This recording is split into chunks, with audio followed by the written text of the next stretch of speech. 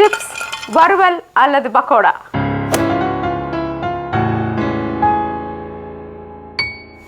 Hi, hello, வணக்கம். தோசை பீஸா உங்களை அன்புடன் வரவேற்கிறது. நான் காஞ்சனா ஜெயக்குமார். மொறுமொறுன்னு பாகற்காய் சிப்ஸ், வறுவல் அல்லது பக்கோடா, இப்படி எதை வேண்டுமானாலும் இதுக்கு பேர் வச்சு கூப்பிடலாம். அருமையான இந்த வறுவல் சுலபமாக கசப்பில்லாமல் விரும்பி சாப்பிட்ற மாதிரி எப்படி செய்ய போகிறோம் அப்படின்றது தான் இப்போ பார்க்க போகிறோம். வாங்க.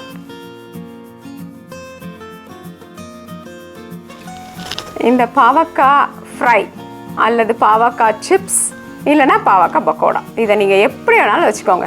ஆனால் இந்த பாவக்காய் சிப்ஸ், பாவக்காய் ஃப்ரைன்றது உண்மையிலேயே ரொம்ப அருமையாக பாவக்காய் வேண்டாம் வேண்டான்னு சொல்லிட்டு இருந்தவங்க கூட விரும்பி சாப்பிடுவாங்க. இதுக்கு நம்ம எப்படி பண்ண போகிறோம்னா, கசப்பாக இருக்குமே அப்படின்ற கவலையெல்லாம் இல்லாமல் இருக்கிறதுக்கு தான் நம்ம முதல்ல பாவக்காய்களை என்ன பண்ணியிருக்கோம்னா அழகாக மெல்லிசாக அரிஞ்சிருக்கோம். இப்படி அரிஞ்ச இந்த பாவக்காய்களை இதனுள்ள இருக்கிற விதைகளை நீக்க வேண்டும். அந்த விதைகளை எல்லாத்தையும் நீக்கிறதுக்கு ஒரு பாத்திரத்தில் போட்டுட்டு அதில் கொஞ்சமாக உப்பு அப்புறம் மஞ்சள் தூள் சேர்த்து நம்ம ஒரு கலந்து வைக்கும்பொழுது என்ன ஆகும்னா அதில் உள்ளே இருக்கிற அந்த சிறிதளவான கசப்பு மற்றும் அந்த விதைகளெல்லாம் வெளியில் வந்துடும். இப்போ கொஞ்சம் உப்பு போட்டுட்டோம். நிறைய வேண்டாம், சிறிதளவு மஞ்சள் தூள் போட்டுக்கலாம். இதில் கொஞ்சம் எலுமிச்சை சாறு.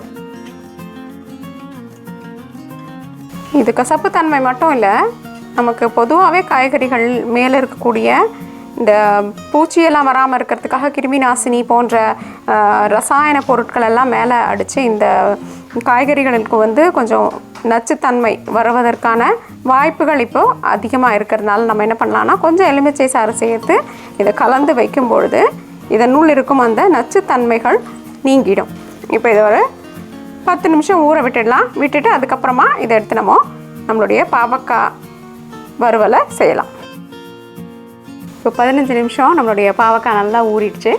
ஊறினதுக்கப்புறம் என்னென்னா இருக்கக்கூடிய விதைகளை எல்லாத்தையும் நம்ம நீக்கிட்டோம். விதைகளெல்லாம் நீக்கினோன்னே அதனுடைய வெளிப்புறம் இருக்கக்கூடியதை மட்டும் இப்போ என்ன பண்ண போகிறோம், நல்லா நம்மளுடைய சிப்ஸ் மாதிரி இதை பொரித்து எடுக்க போகிறோம்.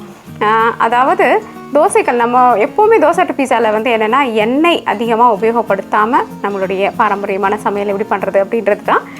அதுக்காக நம்ம என்ன பண்ண போகிறோம், இதை நல்லா எண்ணெயில் போட்டு எடுக்க போகிறதில்ல, தோசைக்கல்லில் போட்டு எப்போதும் போல் பொரித்து எடுக்க போகிறோம். அதுக்கு நம்மளுடைய பாவக்காய்கள் இந்த மாதிரி தயார் நிலையில் இருக்குது. இப்போ நம்ம ஒன்று ஒன்றா சேர்க்க ஆரம்பிக்கலாம். அந்த உப்பை நல்லா பிழிஞ்சு எடுத்துருங்க. உப்பை மட்டும் பிழிஞ்சு எடுத்துட்டிங்க. உப்பு மஞ்சள் தூள் போட்டு வச்சுருந்தோம், எலுமிச்சை சாறு போட்டு வச்சுருந்தோம் இல்லைங்களா, அதை மட்டும் நல்லா பிழிஞ்சிட்டு அதை எடுத்துட்டிங்கன்னா இந்த மாதிரி அதனுடைய தன்மையும் மாறிடும். ரொம்ப கெட்டியமாக இருந்தது கொஞ்சம் தளர்வான நிலையில் இப்போ இருக்கும். இப்போ நம்ம எல்லாத்தையும் சேர்க்க ஆரம்பிச்சிடலாம். அரிசி மாவு, கடலை மாவு. இப்போ நம்ம உப்பை பிழிஞ்சு எடுத்துட்டதுனால கொஞ்சம் கவனத்தோட தேவையான அளவு சிறிதளவு உப்பு மட்டும் இதில் போட்டுக்கலாம். இதற்கு நம்ம என்ன பண்ணியிருக்கோம்னா இஞ்சி மற்றும் பச்சை மிளகாய் அரைத்த விழுதை இது கூட நம்ம சேர்க்க போகிறோம். இந்த பச்சை மிளகாய் மற்றும் இஞ்சிக்கு ஒரு அருமையான மனம் மற்றும் குணம் இருக்குது. அந்த குணம் கிடைக்கணுன்றதுக்காக நம்ம இந்த விழுதை இது கூட சேர்க்குறோம். மற்றும் குடும்பத்தின் காரத்திற்கேற்ப மிளகாய் தூள், மஞ்சள் தூள், சிறிதளவு பெருங்காயம். இப்போ இதெல்லாத்தையும் சேர்த்து கொடுக்கறதுக்கு கொஞ்சம் தயிர்.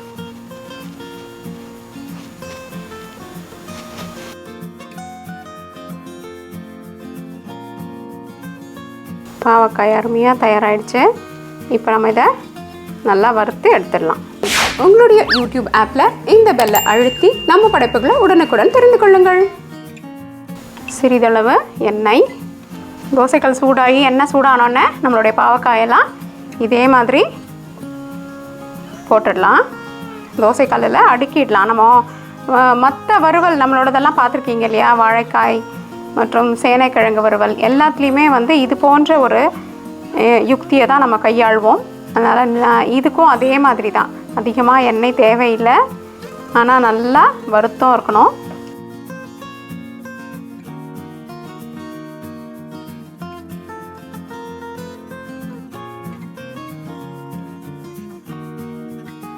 இப்போ ஒரு புறம் வெந்த உடனே மெதுவாக இன்னொரு புறத்துக்கு திருப்பி விடலாம். பார்த்தீங்களா, நல்லா ரெண்டு பக்கமும் திருப்பி போட்டு இப்படி மொறு மொறுன்னு நம்மளுடைய பாவக்காய் சிப்ஸ் அல்லது பாவக்காய் வறுவல் தயார்.